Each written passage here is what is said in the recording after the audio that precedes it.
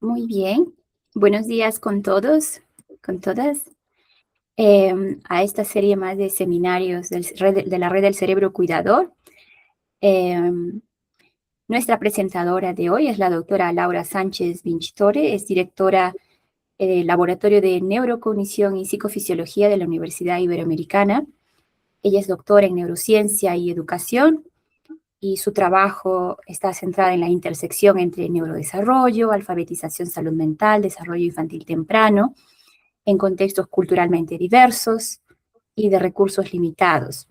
Ella investiga la integración entre neurociencia, psicometría y políticas públicas, con énfasis en el desarrollo de sistemas de medición que sean culturalmente pertinentes y que puedan ser escalados también. Y ella ha liderado y colaborado en iniciativas nacionales e internacionales, precisamente relacionadas con el desarrollo infantil temprano, la adquisición de la lectura y salud mental, además de desarrollo e implementación del CIMEDIT, que es lo que nos va a presentar hoy día, el Sistema de Medición del Desarrollo Infantil Dominicano, una infraestructura nacional con potencial para observar cómo las experiencias de cuidado se reflejan en el desarrollo infantil. Le damos la bienvenida a la doctora Laura para brindarnos este seminario. Adelante, Muchas doctora. gracias. Por favor, si me confirman que todo esto se está viendo. Sí. Ahí está. Y me avisan si me paso del tiempo, que quiero cumplir con las pautas. Buenos días o buenas tardes desde donde nos visitan el día de hoy. Yo lo primero que quiero contarles es que cualquier trabajo que se hace con niños y con desarrollo y con políticas públicas, esto no depende únicamente ni de una institución ni de una persona, sino que es el esfuerzo de una colaboración inmensa con instituciones y personas que quieren que mejore el desarrollo infantil de un país. Esta es la experiencia que les voy a contar, es sobre la creación de este sistema de medición del desarrollo infantil dominicano, que le llamamos CIMEDIT, que a veces suena muy científico, a veces suena muy a política pública, a veces suena mucho clínico, muy intervención, y es porque la realidad es que surge de la intersección de un montón de iniciativas e instituciones. Cuando cuento esta historia, la cuento siempre desde la parte académica, que es la que represento. O sea, yo soy asesora científica de este proyecto y programa nacional que aborda el Instituto de Atención Integral a la Primera Infancia de la República Dominicana y está financiado y potenciado por UNICEF. En mi parte es la de la Universidad Iberoamericana. Por supuesto, sabemos, esta gráfica la hemos visto un montón de tiempo, por qué vale la pena invertir en los primeros años en el desarrollo infantil, y es porque los cambios neuronales se dan muy fuertemente acá. Hay unos periodos sensibles, unos periodos críticos, donde vale la pena potenciar todo lo que puede llegar a ser una persona. Cuando estamos hablando de condiciones adversas, los efectos son exponenciales cuando las personas vienen de temas de vulnerabilidad. Entonces, vamos a hablar rápidamente de lo que sucede en la República Dominicana. La República Dominicana participa cada vez que hay rondas de las encuestas de hogar mix.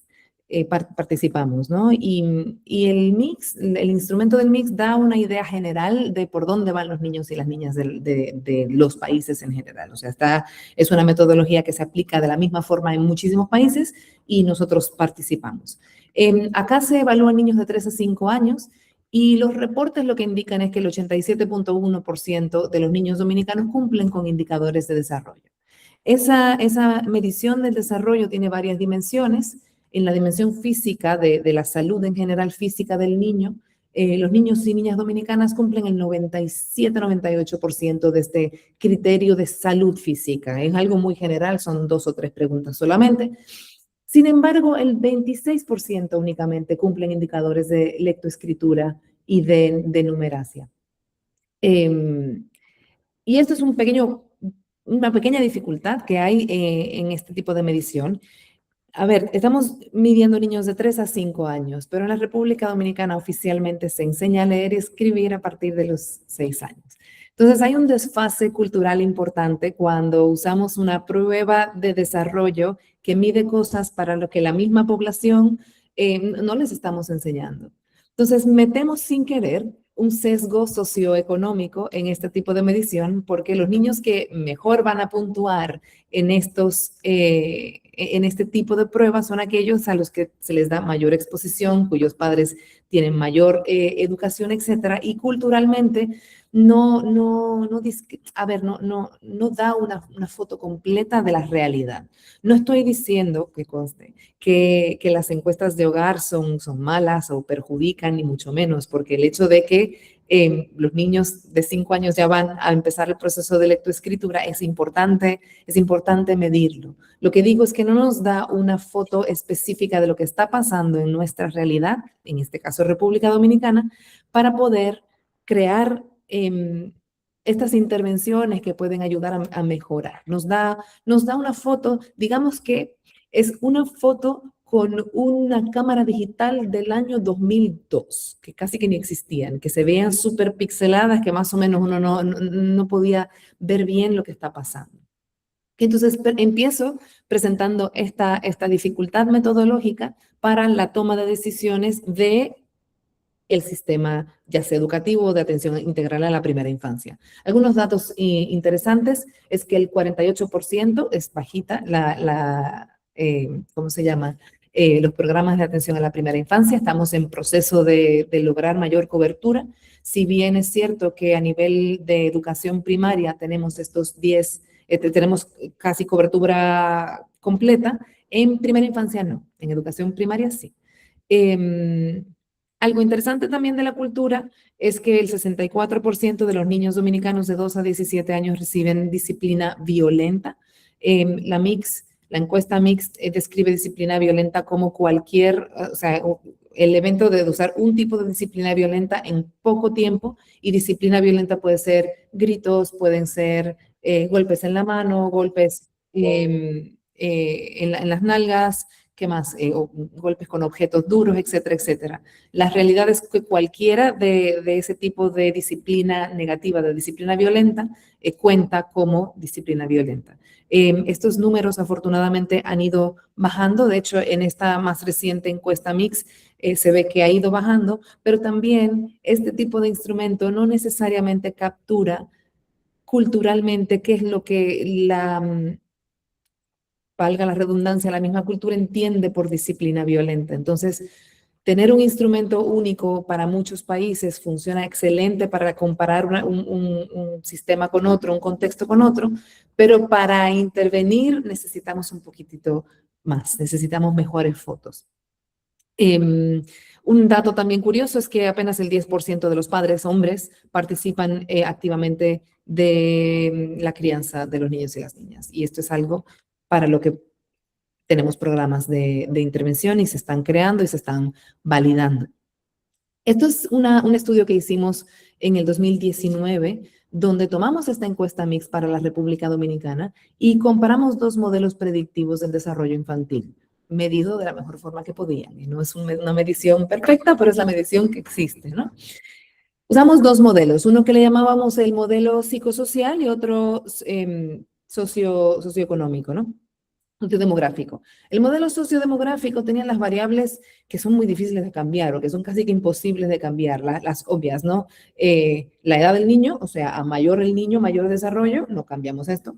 El sexo del niño, que tampoco, y la posición socioeconómica del quintil de riqueza y la educación de la madre. A esas variables las agrupamos como modelos sociodemográficos. Y queríamos ver qué tanto predecían cada una de esas variables. Esto que ven acá en pantalla, este verde, solamente la rayita verde, tiene la data de este modelo sociodemográfico. Y vemos el peso de esta regresión de cada una de estas variables en el desarrollo infantil. Evidentemente, a mayor edad, si ven mi cursor, mayor desarrollo infantil, el sexo está para hombre, o sea que los niños se desarrollan un poquitico más tarde que las niñas, eso está mostrado en la literatura, hay toda una explicación para eso, no es el punto en este momento, pero es lo que se ve en la literatura. Y fíjense como la posición socioeconómica, Socioeconomic Position, SEP, tiene un peso alto en el desarrollo, tan alto como la edad. Okay, y esas son variables que son difíciles de cambiar, o sea, desde el cuidado y de la atención integral a la primera infancia, yo no puedo cambiar la posición socioeconómica de una persona, pero fíjense qué tan grande es el peso de la posición socioeconómica. Y bueno, por eso es necesario un esfuerzo articulado. No funcionamos solamente para amortiguar el peso de la posición socioeconómica, sino que también necesitamos trabajar para mejorar la calidad de vida, la calidad económica de las personas. Eso es otra charla también. Y también la educación materna tiene un peso muy, muy importante, que dicho sea de paso, es muy difícil de manipular desde la atención a la primera infancia. Esas son variables con las que tenemos que lidiar. No necesariamente podemos transformarla. Ese es el primer modelo. Contrastamos ese primer modelo con otro modelo al que le agregamos algunas variables que sí son muy manipulables. Por ejemplo, actividades en la casa, tener juguetes en la casa, juguetes caseros, tener juguetes comprados, tener libros en la casa, la asistencia a un centro de atención de primera infancia, la disciplina positiva y la disciplina negativa. Entonces, si ven, todos estos factores que se ven en esta línea color vino están un poquitito por debajo a las variables sociodemográficas, y es porque las variables sociodemográficas son muy fuertes. Todo lo que hacemos alrededor es amortiguar. Sin embargo, tiene un peso importante. Entonces, acá, por ejemplo, por decirles, la más fuerte de forma negativa es la disciplina negativa. O sea, el beta de esto es 13.13. Eso es muy fuerte. O sea, se compara casi que con la educación de la madre y va en dirección opuesta. Es decir, a mayor cantidad de disciplina negativa que recibe un niño, menor desarrollo infantil. Y entonces aquí, gracias a esta data que es imperfecta, que es data de encuesta de hogar, podemos tomar algunas decisiones. Es decir, tenemos que trabajar en el hogar para ver cómo la violencia está impactando el desarrollo, pero también tenemos la presencia de libros en la casa. ¿Qué características tienen estas familias que compran y tienen libros en la casa? Para contexto, en República Dominicana el promedio de cantidad de libros en la casa es 1.2. Generalmente ese libro es la Biblia, que no es un libro para los niños leer por placer. Entonces ahí también hay algo importante que decir. Hay una característica específica de esa familia que tiene libros que hace que produzca mejor, que acompañe mejor el desarrollo infantil. Y por supuesto, este es un modelo de regresión cuando todas las variables están ya controladas, o sea que por encima de posición socioeconómica, los libros tienen un peso importante. La asistencia a un centro de atención integral o de atención a la primera infancia también tiene un peso importante. Y interesante, y esto es tema para discusión cultural, tener juguetes caseros en la población dominicana está considerada como algo de pobreza y como algo de que no se le atiende a los niños, y por eso puntúa de manera negativa. Que la literatura nos va diciendo que mientras más cosas tenga que hacer el niño, aunque sea juguete casero, eso va a aportar al desarrollo infantil. Pues en nuestra cultura no está bien visto. Eso quiere decir que solo tienes cosas caseras, o sea que no hay cuidado para ti. Y por eso la literatura y estas encuestas hay que entenderlas según ¿cómo se llama? El contexto cultural que estamos viendo. Entonces, a ver, todo esto para contarles que hay retos globales e importantes de la medición del desarrollo infantil. En primer lugar, hay algunas mediciones que solamente toman en cuenta la salud en general, son muy poco específicas. Las encuestas de hogar, por ejemplo, en una encuesta de hogar se preguntan cientos de preguntas, no tenemos tiempo para sentarnos a ver una evaluación comprensiva completa de un niño o una niña, y eso es, a ver, el propósito de las encuestas de hogar no es el que yo quiero. Entonces, soy yo que tengo que tener mi propio instrumento, ¿no? La medición del desarrollo infantil tiene un problema, y es que los niños crecen. porque son niños, es parte del desarrollo. Entonces, el desarrollo es un continuo.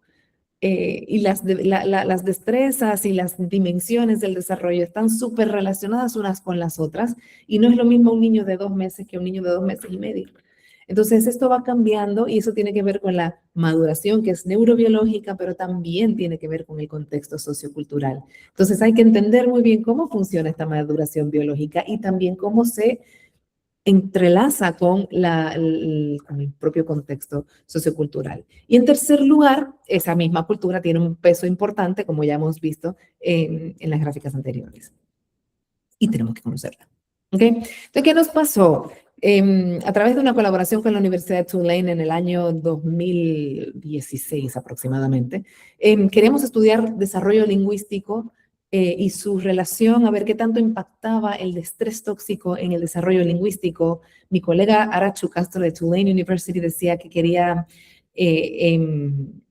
medir el desarrollo, pero cuando empezamos a hacer la investigación dentro, en el país, encontramos que no había una herramienta para medirlo. Y decidimos tomar una que está basada en el Denver, que es el Malawi Developmental Assessment Tool. Pedimos los permisos a Melissa Gladstone para usarlo. Hicimos una validación cortita de 42 niños rápidamente para ver cómo se comportaba esa prueba. La prueba tenía buena consistencia interna, buena confiabilidad. Las correcciones en edad de desarrollo estuvo súper bien. Adaptamos los ítems al español dominicano. Sin embargo, estas evaluaciones fueron administradas por personal muy entrenado. Entonces, ¿qué pasa? O sea, desde que empezamos a trabajar eso, dijimos, hay algo tenemos que hacer para que esto pueda ser útil. No iba a ser útil si dependo de personal altísimamente entrenado para poder hacer una medición del desarrollo. Entonces ahí dijimos, bueno, ¿cuál es el reto? Yo me imagino que todas ustedes que han trabajado desarrollo infantil saben que la medición es un reto por aquello de que los niños crecen. Entonces, generalmente te dicen, bueno, vamos a empezar en el ítem donde el 90% de los niños cumplen en esta edad. ¿Cuántos años tiene el niño? El niño tiene 40 semanas. Vamos a ir a la 40 y tienes que empezar por este ítem. Pero no sabemos si el niño tiene algún retraso en el desarrollo. O sea, que tenemos que ir 3 ítems hacia atrás y cuando el niño complete 3 ítems hacia atrás, vamos 3 ítems hacia adelante y hasta que la prueba aguante, porque es una naturaleza de continuo. La evaluación del desarrollo infantil es un continuo. Esto requiere un entrenamiento importante. Luego lo que se nos ocurrió en ese momento fue decir, bueno, habiendo tanta tecnología, ¿por qué no usamos la tecnología para crear estos algoritmos que sencillamente yo meta la información de la edad del niño y me lleve automáticamente a hacerlo? Vamos a aplicar a un fondo para hacer este proyecto, ¿no? Qué cosa tan chula, qué interesante, qué bonito, ¿no? Cuando se lo propusimos a UNICEF, UNICEF dijo que no quería que esto fuera un proyecto de investigación, sino que esto se generara directamente dentro del sistema de cuidados y de atención integral dentro del INAIP, ¿no? El Instituto de Atención Integral a la Primera Infancia. Eso fue una de las mejores decisiones que se tomaron en el momento, porque fue un modelo relacional desde el principio. Es decir, teníamos esta INAIP, que es del gobierno ahora mismo del Estado, la academia, que es UNIBE, y UNICEF haciendo la parte de abogacía y haciendo de financiador también. A través de ese momento usamos los recursos tecnológicos del mismo INAIP para crear la aplicación, pero la aplicación es una aplicación que administrara la prueba, que fuera dirigida automáticamente para el personal del INAIP y que pudiera medir a los niños y a las niñas. Quienes hacen la medición son las agentes educativas que están en aula con los niños y las niñas, los conocen. La evaluación del desarrollo requiere no solamente de que el niño o la niña haga alguna actividad in situ, hay veces que los niños no quieren hacer las cosas. Y tienes que tener un conocimiento del niño para saber si lo puntúa o no lo puntúa. Y se gestó esta aplicación desde el propio sistema de gestión de primera infancia, que es la plataforma tecnológica donde están alojadas las bases de datos de estos niños. De forma que cada vez que hay jornadas de evaluación, cada persona que va a hacer esta medición tiene en su tableta las evaluaciones que le corresponden. Hace un clic y empieza la evaluación inmediatamente. Tienen una tableta, tienen un kit lleno de materiales que son los mínimos requeridos para hacer este tipo de evaluación Y la evaluación está integrada a la labor cotidiana del personal. Actualmente se realizan evaluaciones censales, son aproximadamente 108.000 niños, se hace censal 2 veces al año. Esas 2 veces al año se hace por decisión del mismo INAIPI, no necesariamente por decisión científica, pero lo bonito de este acuerdo es que nosotros nos adaptamos a la necesidad que tenga el sistema. Y si es necesario hacer 2 evaluaciones, pues que se hace 2 evaluaciones. Y estas evaluaciones no tiene, a ver, desde el punto de vista de la investigación, nosotros no estamos involucrados. Eso es parte ya integrado al sistema del INAIP. Eso fue otro asunto acertado. Muchas veces dependemos de los investigadores que se creen los levantamientos de datos con los asistentes de investigación y vamos, no sé, la logística. Es una logística que ya está ahí metida. ¿Okay? Entonces, INAIPI tiene la presencia en el territorio, toda la infraestructura y son los dueños de esto porque utilizan esta data para tomar decisiones internas de qué hacer con cada niño. Ese fue el reto mayor. Decía, es que yo no quiero una muestra, yo lo que quiero es saber si a Laura necesita mayor apoyo o no necesita tanto apoyo. Yo quiero saber lo que pasa con cada niño. Nosotros damos la asesoría metodológica y UNICEF el financiamiento y la cooperación internacional. Entonces, ¿qué es esto? ¿Qué es esta aplicación? Es una plataforma digital de tamizaje del desarrollo infantil que va de 0 a 5 años, específicamente 45 días a 5 años. Mide motricidad fina, motricidad gruesa, desarrollo socioemocional y lenguaje como constructos separados, cosa que no necesariamente tiene mucho sentido a nivel de desarrollo, porque todo se desarrolla y todo está relacionado, pero sí a nivel de intervención y a nivel de operacionalización de variables. Es una aplicación móvil que funciona offline, por el momento está solamente para INAIPI porque surgió de ahí y estamos trabajando para desacoplarlo, para usarlo en otros lugares, pero todavía no. Y está conectada a los sistemas a los sistemas de gestión de datos. Calcula automáticamente cuando se empieza a evaluar y automáticamente hace el algoritmo de ir hacia atrás y hacia adelante. Cuando hay 3 desaciertos, cuando hay 3 errores, inmediatamente se cierra esa aplicativo, ¿no? Funciona sin internet y cuando la tableta tiene internet se sincronizan los datos automáticamente, se recibe al instante en central, ¿no? En la base de datos central. Es adaptativa porque tiene los algoritmos de la edad y es inclusiva porque como quien administra la prueba no es una persona acostumbrada a hacer pruebas psicométricas, necesitamos que esto sea lo más sencillo posible. Entonces, por las dudas, tiene un GIF que tiene un video para que la persona que está evaluando se dé cuenta de cuál es la conducta que está viendo. O sea, la aplicación está para que cualquier persona que sepa jugar con niños pueda usarla. Si hay que tirarle la pelota, ahí dice, tira la pelota y mira cómo se ve cuando le tira la pelota, por si acaso. Y le tiras la pelota, si el niño te la devuelve, pues está correcto. ¿Es correcto o incorrecto? El aplicativo está súper sencillo como para que no haya confusión. Además de que el personal no tiene mucho tiempo. Es un personal que está allí contratado para la misma atención. Entonces, esto tiene que ser lo suficientemente ágil e intuitivo para que sea, para que funcione, ¿no? Y les comparto rápidamente cómo fue el proceso de construcción. En primer lugar, se validaron los ítems y materiales. Muchas veces pensamos que porque le enseñamos una foto a un niño, el niño va a entender qué es lo que va a hacer o que el niño está viendo lo que yo quiero que vea. Entonces hicimos todo un piloto de cada material que se usa, que las instrucciones estuvieran claras, que las personas que iban a ejecutar esto entendieran cuál era la pregunta. Hicimos varios levantamientos pilotos con materiales solamente para asegurarnos de que medíamos lo que queríamos medir.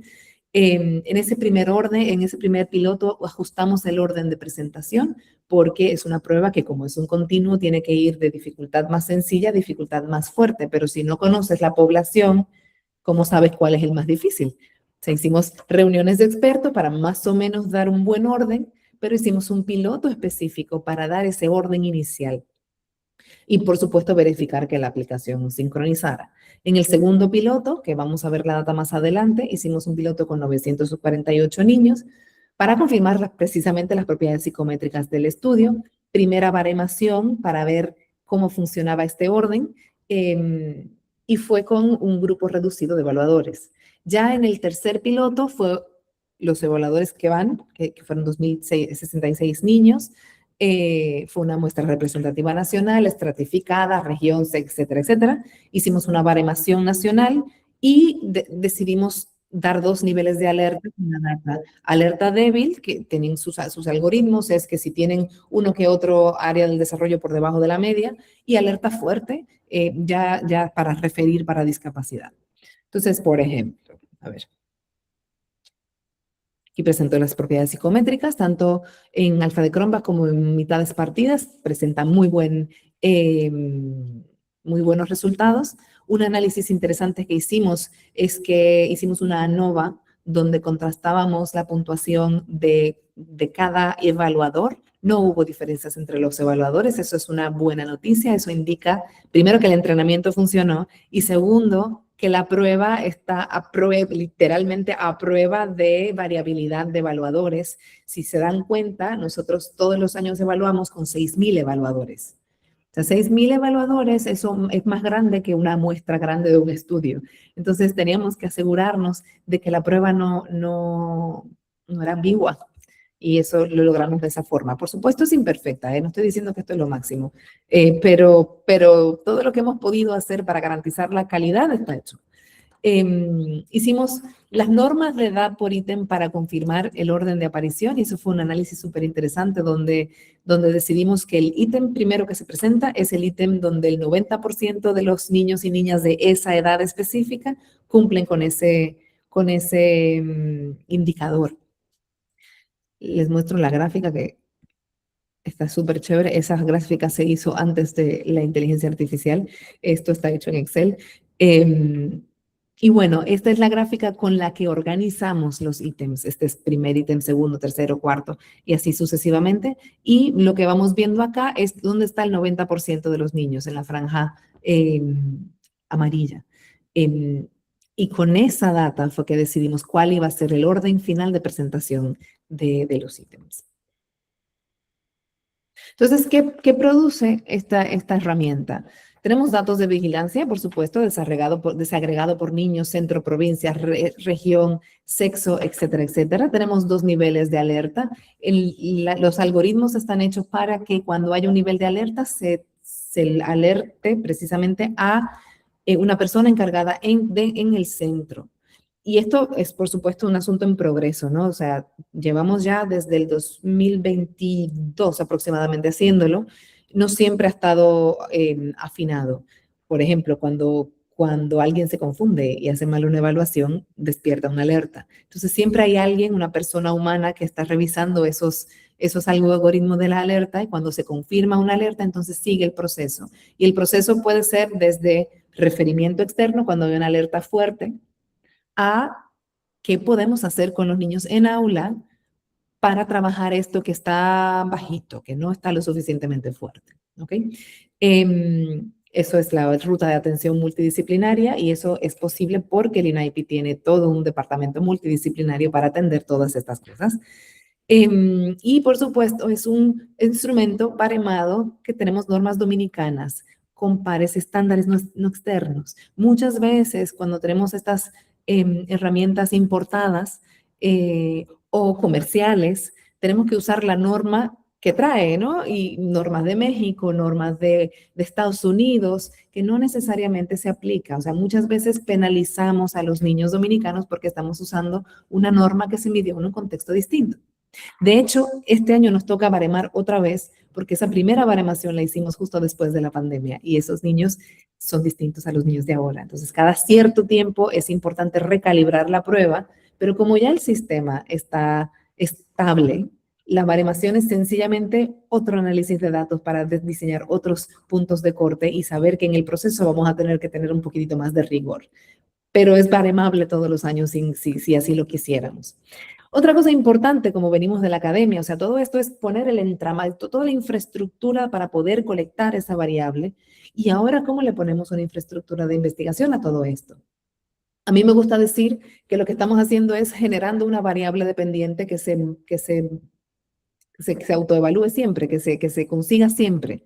Como esta prueba se pasa 2 veces al año, esa variable está ahí disponible. Nosotros tenemos data para hacer investigaciones internas, para ver la prueba, para ver el efecto longitudinal, para ver un montón de cosas. O sea, parece que en ese momento tenemos el grupo control natural. Cualquier intervención que haga, solamente tengo que hacer un buen muestreo para el grupo experimental y quedarme con la data del grupo control al mismo tiempo. O sea, y tampoco tengo que pasar por el tema ético de decir, no le doy una intervención a esto, pero sí le doy al otro, sino que puedo decir, este es el primer piloto, lo que funcione de aquí, expando. Y eso es un potencial inmenso de hacer cambio, tanto en los sistemas de servicio, como también en estudiar, hacer investigaciones del desarrollo infantil. Y bueno, la variable se está midiendo siempre, o sea que eso reduce costos de investigación de una forma importante y por supuesto contribuye a los indicadores de desarrollo. Un detalle interesante, un cuento, es una anécdota, que cuando estuvimos en pandemia, y esto es resultado de la relación interinstitucional tan fructífera y potable como, bueno, ha sido hermosa, ¿no? Cuando el COVID, todos los sistemas de atención cerraron, INAIPI cerró, no teníamos acceso a la población. En ese momento estábamos todavía creando el CIMEDID, no se habían hecho, bueno, se había hecho un piloto y nada, pero, a ver, había la necesidad de tener una medición. Ya nuestro compromiso era medir a los niños y no teníamos a los niños, no sabíamos qué estaba pasando con los niños.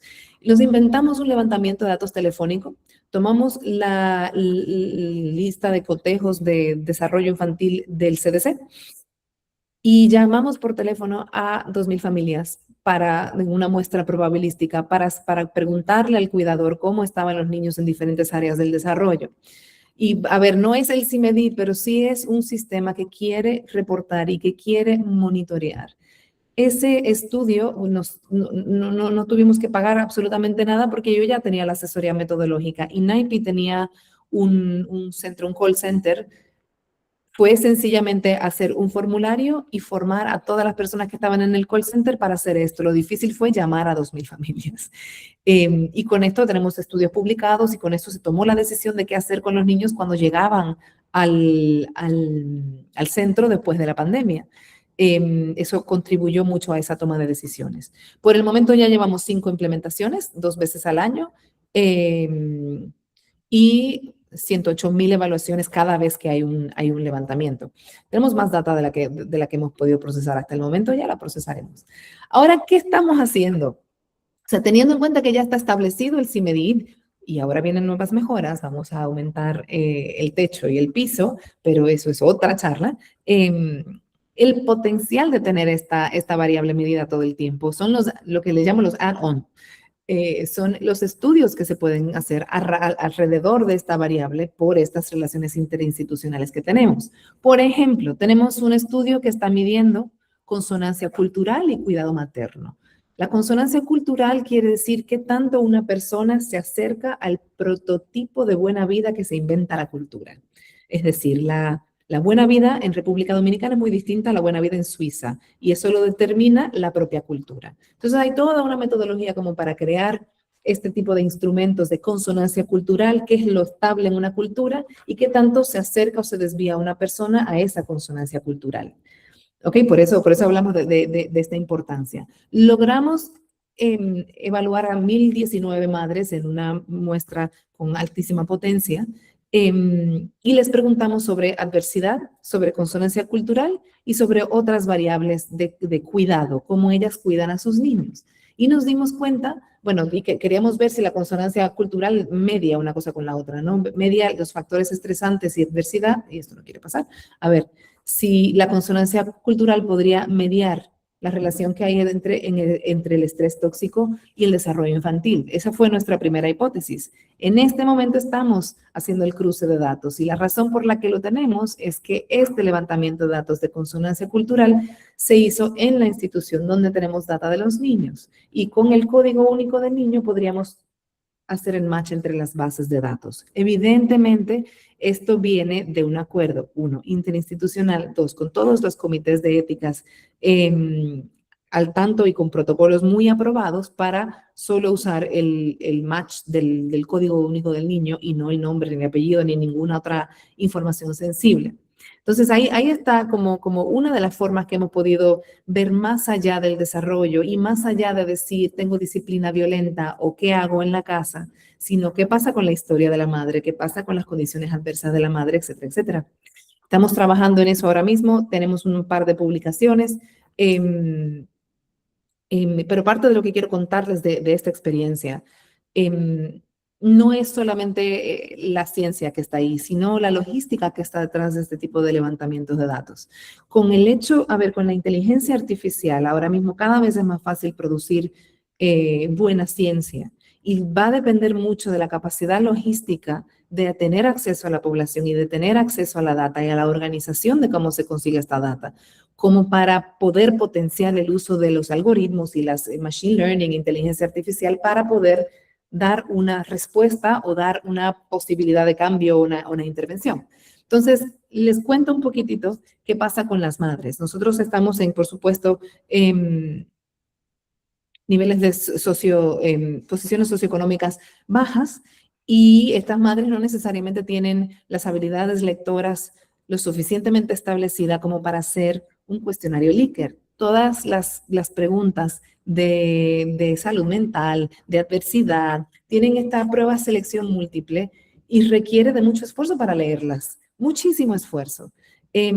Tampoco tenemos el presupuesto o tampoco es costo efectivo, ¿no? Hacer una entrevista completa a cada persona que participe, porque lo que queremos en este momento son muestras grandes para poder tener potencia estadística, para poder explicar mejor. Estamos viendo esta granularidad, que no esté muy pixelada la foto, queremos algo más específico y eso solo lo da el Big Data, la cantidad, mientras más grande la data, pues más precisa, salvando que es un poco sucia la data grande. Lo que hicimos fue tomar una tecnología la que ya estábamos acostumbrados a usar, se llama Tangerine. Tangerine es una plataforma digital que se usa para estudios de lectura. Como soy experta en alfabetización, es como el Google Forms para la lectura, pero es potentísimo en el sentido de que tiene un módulo que se llama Acasi, que permite poner audio a todas las preguntas. No está hecho para hacer una selección múltiple para preguntas, pero como tiene la posibilidad de grabar audio, nos diseñamos un protocolo completo para que la prueba en selección múltiple sea leída al participante, que está escrita, leída y cada botón tiene la posible respuesta y la persona maneja los botones. Esto con otro tipo de tecnología hubiera sido un poquitito más cara, bastante. En nuestro caso, Tangerine, además de tener una versión paga, tiene la versión gratuita en GitHub y los departamentos tecnológicos tienen acceso a descargarlas y a usarlas. Entonces, nosotros hacemos el hosteo de Tangerine y utilizamos el módulo Acasi para generar estas preguntas Likert y logramos levantar data de 1,019 madres en un mes, que es mucho para una investigación. Nosotros en ciencias sociales y bueno, me dice neurociencia y fisiología, estamos acostumbrados a levantamientos muy lentos y muestras muy pequeñas. Cuando hablábamos con INAIP, dice, ¿cuántos niños quieres? 108,000. Bueno, estamos ahora acostumbrándonos a trabajar con muestras grandes, por tanto tenemos que tener la tecnología que permita levantar esa data. Bueno, sí, el instrumento se adapta a las madres, no las madres a los instrumentos. Esa es una de los proyectos. Otro proyecto que tenemos es que gracias a esta data de las 1,019 madres, nos dimos cuenta que las madres que mayor nivel de vulnerabilidad coleccionaban en su bagaje, en su mochila, eran las madres adolescentes, donde tanto pobreza como trauma, como adversidad, como sentirse no amada, no respetada, estaban en un riesgo muy grande. Y en otro estudio habíamos encontrado que las madres adolescentes a veces usaban más disciplina violenta que el resto de las madres. Entonces creamos una intervención específica para las madres adolescentes de 12 sesiones, donde se les dio acompañamiento no solamente para la crianza y reducción de disciplina negativa, sino también esto de quién soy yo como persona, yo como a ver, es Trauma Informed Care, porque entendemos que hay que trabajar el trauma primero para poder luego empezar a enseñarles a disfrutar el tema de la maternidad. Ya el niño ya tiene que tener estos recursos para para usar disciplina positiva y prevención del mal comportamiento de los niños. Esto es lo que estamos trabajando ahora y por supuesto lo estamos haciendo en colaboración con la Universidad de Tulane. Tulane son los principales de acá y por nuestra relación con INAIPI para tener precisamente acceso a esa data de desarrollo que se va a hacer el match cuando terminemos. O sea que, a ver, sin darnos cuenta, hemos creado esta infraestructura que permite atender a lo urgente, y lo urgente es atender a los niños y las niñas que lo necesitan con este sistema de ruta, pero también poder hacer una línea de investigación en el desarrollo infantil en la República Dominicana. A ver, ¿qué más tengo? Punto de partida, la academia produce los datos y es hermoso porque la academia ocupa el rol que le corresponde y no más. Es decir, metodología, dato, calidad, papers, información, y tenemos cómo traducir esto en política, ¿no? Si medí desde las relaciones entre los equipos, entre las instituciones, donde se crean redes entre investigadores y profesionales y tomadores de decisiones. De hecho, casi todos nuestros papers están en colaboración con las personas que trabajan en el INAIPI, porque la idea es fortalecer la capacidad de toma de decisiones basada en evidencias dentro del sistema y hacer ciencia de manera simultánea. Entonces, no podemos ir distanciados uno del otro y, de hecho, la razón por la que esto es posible es porque hay una relación absolutamente transparente en esto. Y, por supuesto, lo que queremos es llevar esto un poquitito más y hacer buen uso de la data. Tenemos relativamente poco tiempo levantando más data de la que hemos podido procesar. Ahora nuestro reto es cómo hacemos de esta data algo útil y ágil y que se puedan tomar las decisiones en esto, no solamente traducir en conocimiento, sino traducir en resultados específicos. Y eso tarda tiempo y los tiempos de la academia y los tiempos de los gobiernos y los tiempos de la cooperación internacional y de los donantes no están sincronizados. O sea, aquí lo que nos toca es tener un montón de flexibilidad y además poder de gestión. Entonces, este proyecto, vive entre, por supuesto, la neurociencia, la cultura y la sociedad y la política pública. Y cada uno tiene su forma de expresarse, cada uno tiene sus tiempos.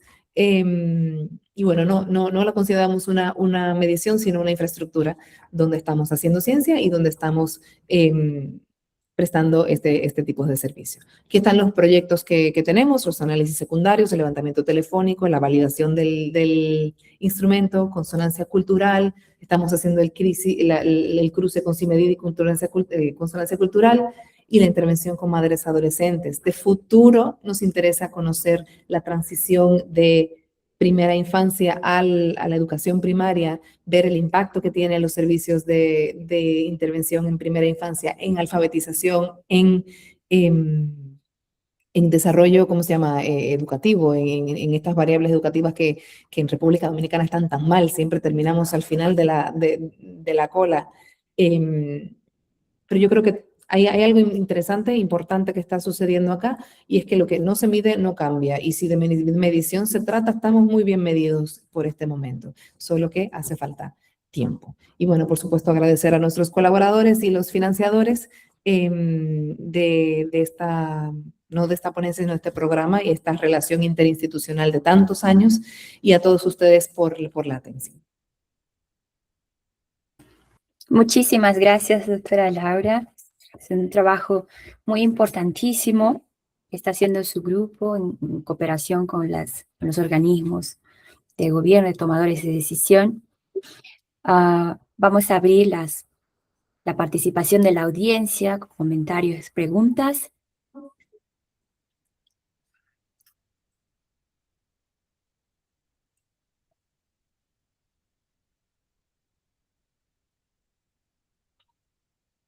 Doctora Magali.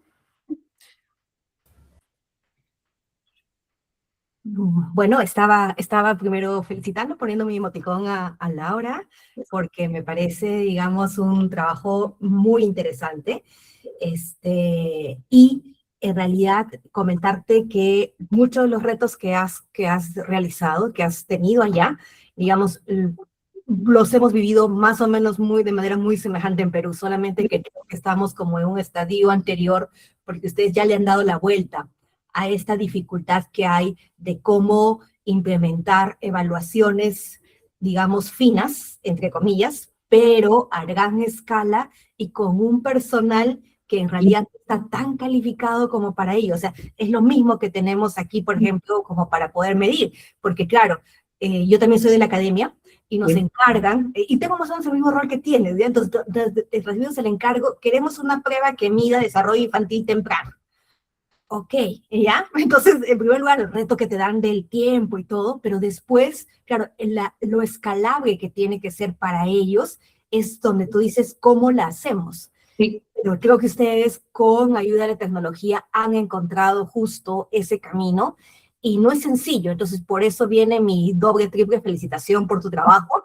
Me parece súper, además, que también allá en República Dominicana estén teniendo como este lazo bien, digamos, fuerte, academia, Estado, porque creo que es la única manera en que se puede avanzar. Porque como tú dices también, depender de las evaluaciones internacionales es otra agenda. Yo siempre digo que esa es una agenda que en realidad van viendo, las agendas internacionales también, dónde la colocan, pero que no necesariamente responde a aquello que en el país se requiere, ¿no? Entonces, esos esfuerzos creo que sí, y creo que tu trabajo es inspirador como para quienes puedan estar aquí, en el sentido de que si estamos en la academia, creo que tenemos una obligación de poder aportar, pero también la suficiente apertura como para, en tu caso, encontrar cómo darle la vuelta a todo esto, digamos, porque si no, no vamos a avanzar, o vamos a avanzar solamente en una agenda internacional que no necesariamente es la que nos puede representar, ¿no? Ahí va.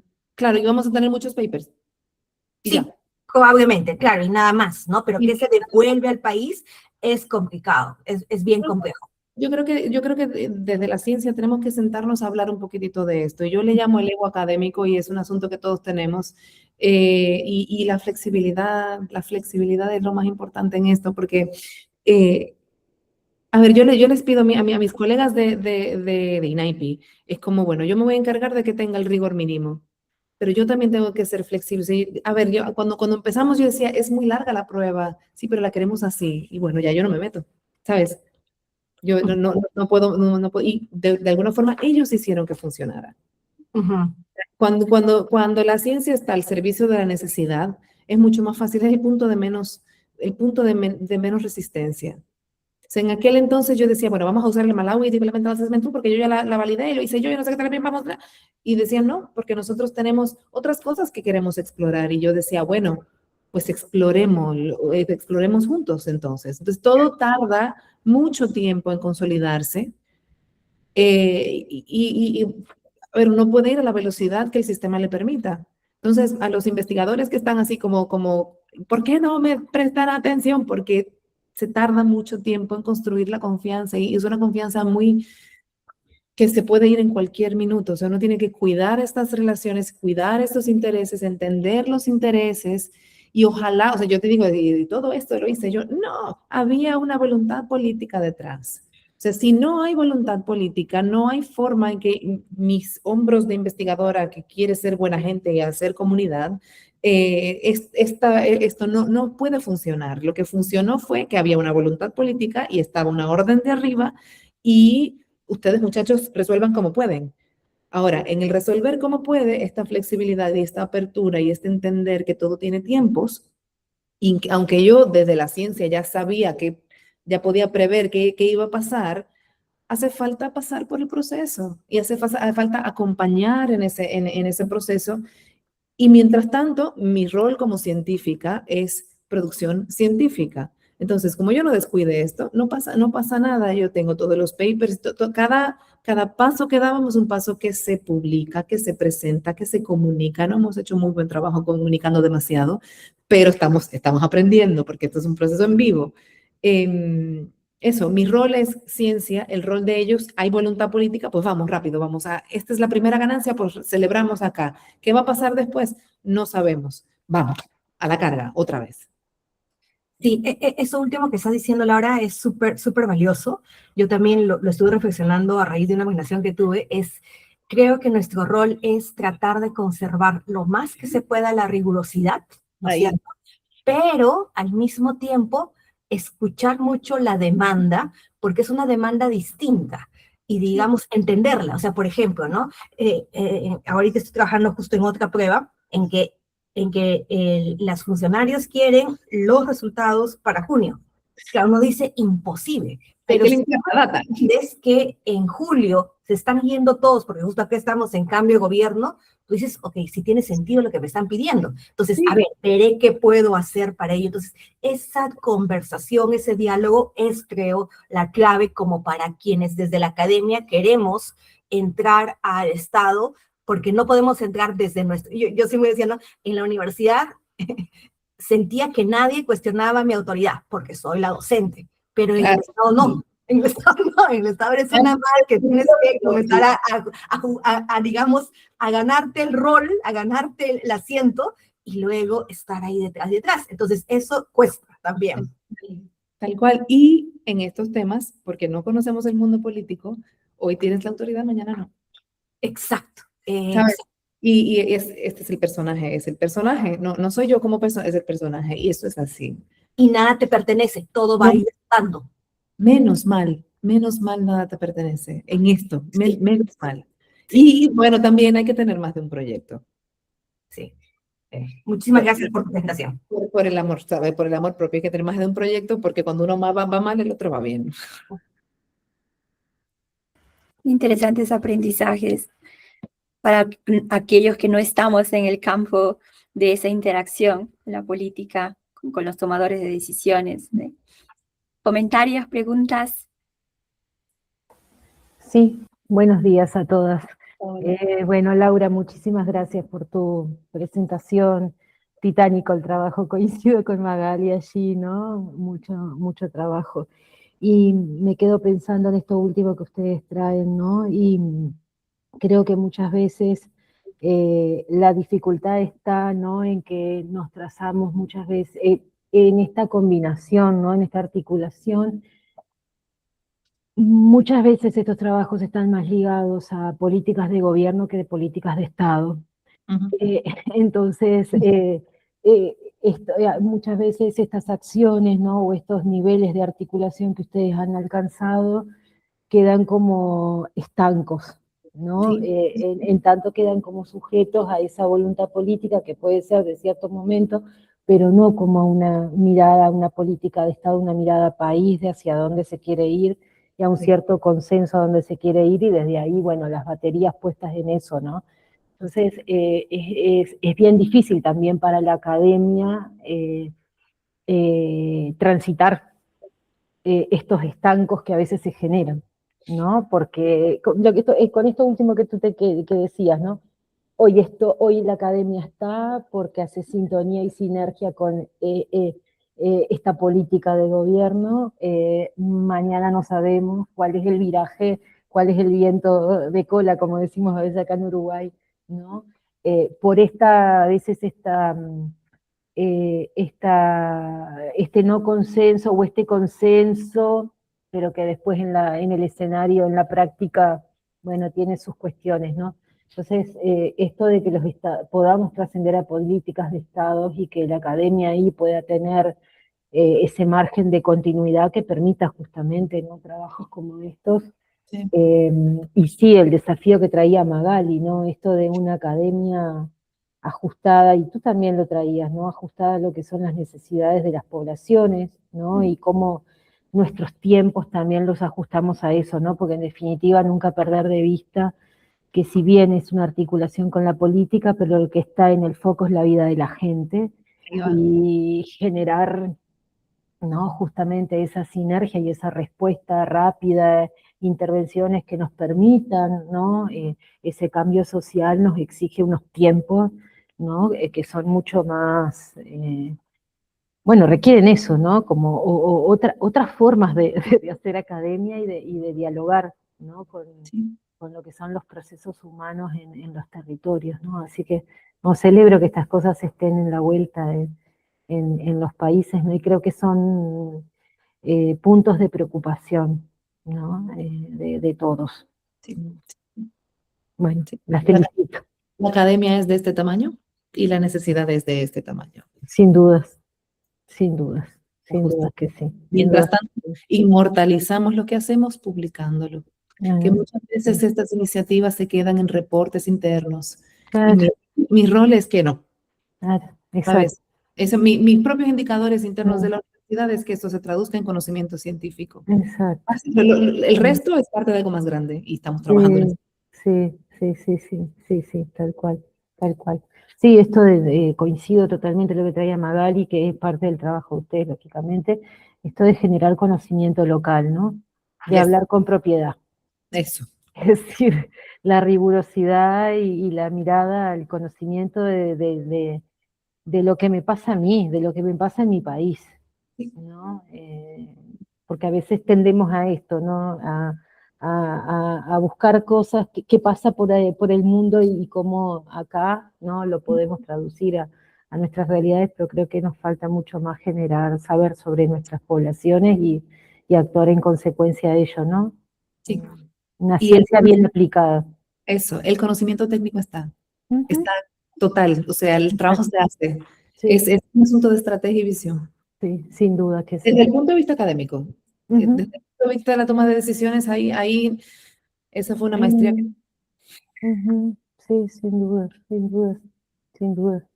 Y también la sensibilidad de la academia, ¿no? La empatía de la academia para con las realidades de nuestras poblaciones y eso, ¿no? Y una academia que esté a la altura, ¿no? Sí, Que actúe en consecuencia. sí. Así que, bueno, muchas gracias. Gracias a ti. Gracias, Paola. ¿Alguna otra participación, comentario? Aquí tenemos dos grupos que también trabajan. Naida, por ejemplo, trabaja como tomadora o tal vez directamente con las políticas públicas, con poblaciones de madres, niños, en contextos de violencia. Tenemos a la doctora Rosa María, que precisamente una población vulnerable que mencionaste, las madres adolescentes, ella hace estudios fisiológicos de cómo responden las madres adolescentes al llanto del bebé, por ejemplo, que presentó antes ya su seminario también en este grupo. Hola, Rosa María. Hola, perdón, estoy atendiendo la charla y estoy aplicando examen a mis alumnos, entonces medio escuché, está súper interesante la propuesta, me gustó muchísimo esta adaptación que hicieron y me gustó justo ese término que usaste de adaptar la prueba y no a las mamás a la prueba, ¿no? Está buenísimo, muchísimas felicidades. Gracias. Bueno, pues espero que sea oportunidades para colaboración. Hagamos cosas. Que así sea. Ciertamente, que Claro así que sea, sí, realmente. desde ya que sí. Una pregunta que yo tenía es en la parte de, una vez que descubren aquellos indicadores de alarma que tienen por niveles, de cómo va cada niño en cada región, luego se implementa un programa, un plan tal vez orientado y hay retorno de cómo va luego, digamos, esos resultados luego de la intervención, retornan para su grupo de investigación, cómo trabajan luego con esa data. Sí y no al mismo tiempo, es muy nuevo. El sistema se está creando ahora mismo. Pero algo que no les conté porque se me olvidó, fue que tomamos los ítems del CIMEDIT, de la prueba, ítem por ítem, contratamos a estudiantes de educación y les pedimos que ítem por ítem buscaran en la literatura actividades que han sido mostradas que se pueden hacer para cada ítem a nivel individual y a nivel grupal y que crearan una base de datos inmensa con todas las actividades basadas en la evidencia de cosas que se pueden hacer con los niños para poder hacer esto, ¿no? Con esto, INAIPI acaba de crear una app y la idea es amarrar el app a los resultados de forma que cuando un niño puntúe bajito en algo, le diga, mira señora madre, estas son las cosas, padre, estas son las cosas que usted tiene que hacer con sus hijos para jugar. Y como es una base de datos, igual puede aplicarse a las agentes educativas, pero tarda el tiempo. Ahora mismo solamente se informa de lo que pasa y se le dicen, trabájale en esto y aquí está el compendio, pero otra vez con la tecnología y la inteligencia artificial y la posibilidad de hacer esto, o sea, ya tenemos el insumo que necesitamos. La cosa es manejo de datos. Ahora mismo En cuanto a investigación, tenemos un cuello de botella inmenso porque somos pocos y la data es mucha. Pero podríamos fácilmente decir qué hiciste y vamos a extraer esta data. Esto es algo que tenemos a futuro. Ahora mismo, como los sistemas informáticos se crean según la necesidad, esto es parche tras parches, en todas las instituciones pasa. Entonces, la interoperabilidad de la data interna todavía tiene sus retos y estamos trabajando para eso. De hecho, estamos incluso buscando un fondo para que esto sea un proyecto, para organizar la data, para peinar un poquitito lo que hay allí. Mientras tanto, se sigue midiendo y se sigue tomando la decisión interna. Genial, hay mucho por hacer en ese camino, ¿eh? Hablando de la data, recordé que la doctora Magali durante la pandemia, con su población ya conocida, implementaron también con su grupo una app para informar sobre crianzas, estilos de crianza que sean positivas, ¿eh? Hermoso.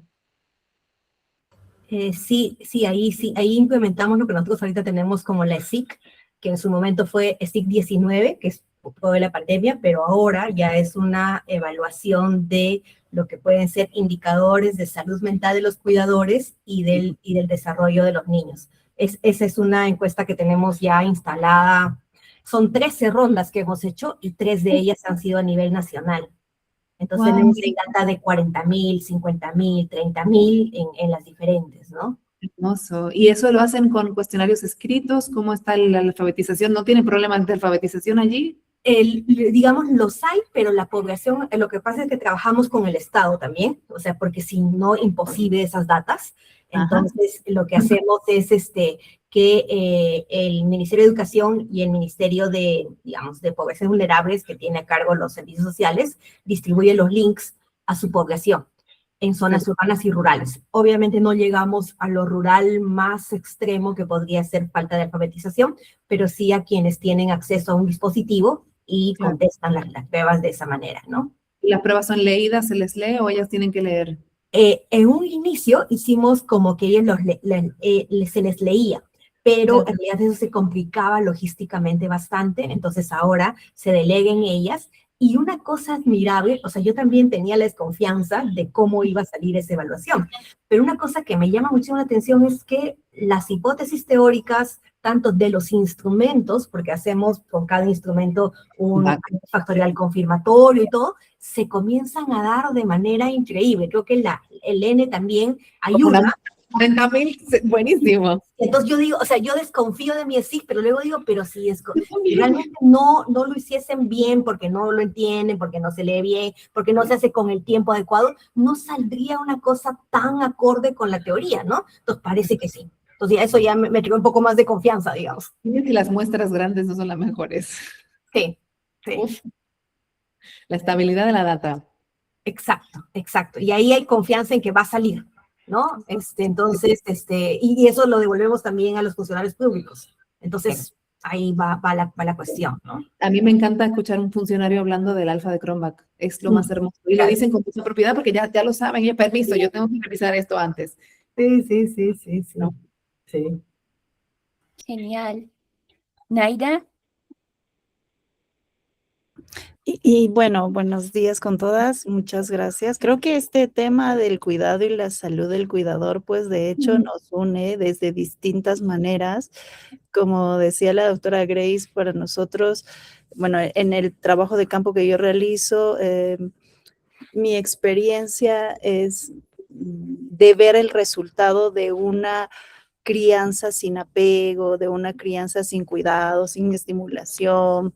Yo trabajo con población vulnerable y me parece fabulosa la propuesta de cómo es que has incorporado no solamente el análisis de datos, sino por el contrario, o sea, esta suerte de ejercicios prácticos y precisos, que es como que la academia llega exactamente a donde necesita, para mí, desde mi perspectiva, ¿no? No solamente el mapeo de cuáles son las deficiencias o cuáles son las necesidades, sino de cómo podemos hacer que esto se ponga en práctica en la población real. Y por eso te felicito, creo que tengo mucho que aprender, siempre las estoy como escuchando y y disfrutando, porque creo en los cambios, creo que yo radico, soy de Cusco, es una ciudad con serios problemas de violencia. En Perú tenemos dificultades con el alfabetismo, por supuesto que sí. Cusco ha crecido relativamente, pero creo yo que todavía no llegamos a esto que tú estás haciendo, ¿no? Incorporar la academia con cosas específicas y que además esto, me gusta la dinámica, ¿no? Que los estudiantes universitarios Amiga. sean parte de este proceso. Sí. O sea, me pareció fabuloso. Gracias. Creo que ahí me encantaría participar y compartir muchas cosas más. Pero en el Caribe. Con Ok. estudiantes universitarios, de hecho, mi laboratorio acaba de cambiar el nombre. Antes era Laboratorio de Neurocognición y Psicofisiología. A raíz de todo esto, ya se llama, a ver, Instituto de Investigación en Neurociencias Aplicadas, precisamente por la parte aplicada. Con los estudiantes, hace 1 año y medio, creamos algo que se llama el voluntariado en ciencias. Yo lo que decía, una cosa es tener estudiantes que quieren hacerlo y otra cosa es, en inglés se dice, make it a thing, haz algo que tenga estructura propia, que sea importante, y la importancia se la doy yo, porque, ¿sabes? O sea, esto es importante, es relevante y tú vas a aportar a la ciencia. Esto es un grupo de WhatsApp que dirige Compromiso Comunitario de la universidad, donde cada vez que cualquier instituto tenga levantamientos de datos, crea un grupo para invitar a los estudiantes a participar. Y yo dirijo el instituto. Para todos los levantamientos de datos es obligatorio en todas las investigaciones que se hace acá, la participación de estudiantes. Y es algo que no es espontáneo, es algo que se planifica, es algo que hay todo un procedimiento para cómo formar a los evaluadores, qué recursos económicos necesito. A veces necesito darles comida porque comen los muchachos, que si shirts, que si entrenamiento, que si donuts, que si lo que fuera, sándwich, lo que sea para que ellos estén. Es un esfuerzo intencionado, planificado, ya lo tengo en los indicadores, cuántos estudiantes han estado en esto. Ellos pueden levantar data, ellos pueden limpiar data, porque como tenemos data grande, limpiar 1000 participantes de un estudio cualitativo es todo un reto. Y hay una participación activa siempre. Y tengo pasantes siempre. Y eso es parte de la chulería, le llamamos acá, de hacer la ciencia. O sea, es mitad trabajo y mitad teatro. No sé si me entiendes. O sea, esto tiene que ser algo tan maravilloso que todos quieren venir y estar. Y porque lo disfrutamos, o sea, también no es de mentira, es make it a thing. Y a veces lo que necesitas es que UNICEF, mira, necesito $1000 para contratar a 2 personas y darle la responsabilidad a estas 2 personas de hacer 2 cosas que podría hacer yo en un fin de semana sin dormir, pero es mejor formar a esta persona que lo haga y que se gane su autoría y que brille y que ponga en su CV que le hizo una consultoría a UNICEF cuando estaba aprendiendo a ser investigadora. Entonces, la idea es eso, la idea es que cada proyecto me financie, aunque sea poquito, a estudiantes que se sientan valorados. Porque al final, y eso lo repito, cada día esto de la inteligencia artificial va a hacer que sea como muy fácil y muy ágil. O sea, si la preocupación es que los nenes no pueden y no tienen cómo hacerlo, pues ya tienen. O sea, lo que necesitan es supervisión, acompañamiento y que se adueñen del proceso de una forma muy temprana. Es como, y el trabajo hay para todo el mundo. O sea, agarra tu pedazo y explota y eso. Lo peor que puede pasar es que te ganes el fondo y tengas que trabajarlo. O sea, y esa es como la actitud que estamos haciendo con los estudiantes. Ahora recibimos estudiantes de otras universidades y pasantes internacionales, así que ya saben. Sí, genial. Son experiencias de cómo formar nuevos científicos finalmente. Sí. Muy temprano. Muy bien. Excelente. Excelentes reflexiones aquí. ¿Tienen comentarios? ¿Preguntas? María Angélica. No, me pareció fabulosa la presentación, Laura, muchísimas gracias. Yo no vengo del área aplicada, sino de las ciencias básicas, pero siempre con ganas de hacer ese salto y pensando en la complejidad esta que mostrabas de la articulación entre la academia, el gobierno, y me llamó mucho la atención que pudieras lograr articular con UNICEF también, que desconocía totalmente esa posibilidad, digo, también involucrar un agente tan importante a nivel mundial. Excelente. Eso me pareció fabuloso. Sí, sí, es el árbitro, es nuestro árbitro, está en el medio. O sea, cuando hay tensión, yo tengo buenísimo. Habría sido mucho más difícil sin tener a UNICEF ahí. Claro, porque pensaba esto que charlaban recién de la dificultad esta de que los gobiernos cambian, que entonces sostener estos acuerdos, digo, en cambio UNICEF es como el que permanece constante ahí también, como... Eso me pareció fabuloso, que lograras tener también esa pata más ahí sosteniendo. Fue idea de ellos, yo de UNICEF lo que quería era una carta de apoyo para aplicar a un fondo, y ellos dijeron, Ajá. ni carta ni fondo, te financio yo y tienes que trabajar con ellos. Bien. ¿Te gusta o no? O sea, tú quieres esto, tú vas a trabajar con ellos. Y me instalaron en la oficina de INAIPI, por todas las semanas teníamos reuniones para poder empezar a hablar. Ellos, fue idea de Eladio Jiménez, de hecho. Fabuloso, fabuloso, hermoso, así que felicitaciones, ojalá se pueda escalar a nivel todavía más grande, ¿no? ¿Te imaginas? ¡Qué miedo! Bueno. Buenísimo, gracias. Genial. Bueno, no sé si tenemos más comentarios de nuestra audiencia. Ha sido bien fructífera la discusión, compartiendo experiencias comunes, también reflexiones comunes, otros aprendizajes que hemos aprendido de su presentación, doctora Laura. Muchísimas gracias por esta disposición y gracias también a la audiencia y le deseamos muchos éxitos en su ardua tarea que tiene. Disfrutándolo en el camino. Gracias a todos. Exactamente, muchísimas gracias. Que tengan buen día todos ustedes y nos Gracias. vemos en nuestro próximo seminario. Muchas gracias. Chao. Gracias, nos vemos. Hasta luego. Chao, chao. Chao, chao.